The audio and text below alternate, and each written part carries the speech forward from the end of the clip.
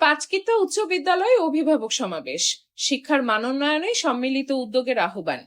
শিক্ষার মানোন্নয়ন, শিক্ষার্থীদের পাঠের অগ্রগতি এবং অভিভাবকদের সচেতনতা বৃদ্ধির লক্ষ্যে কুমিল্লার মুরাদনগর উপজেলার পাঁচকিতা উচ্চ বিদ্যালয়ে অনুষ্ঠিত হয়েছে অভিভাবক সমাবেশ ও মতবিনিময় সভা। বৃহস্পতিবার 18 জুন বিদ্যালয় প্রাঙ্গণে জাঁকজমকপূর্ণ আয়োজনে অনুষ্ঠিত এই সমাবেশে শিক্ষক, শিক্ষার্থী, অভিভাবক ও স্থানীয় গণ্যমান্য ব্যক্তিরা অংশগ্রহণ করেন।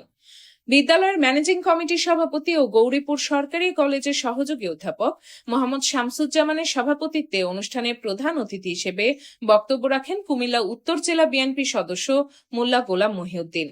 শিক্ষক তাজুল ইসলামের সঞ্চালনায় বক্তব্য রাখেন উপজেলা সহকারী মাধ্যমিক শিক্ষা কর্মকর্তা মোহাম্মদ আমির হোসেন, বিদ্যালয়ের প্রধান শিক্ষক মোহাম্মদ জাহাঙ্গীর আলম, রামচন্দ্রপুর দক্ষিণ ইউনিয়নের চেয়ারম্যান গোলাম কিবরিয়া খোকন সহ আরো অনেকে।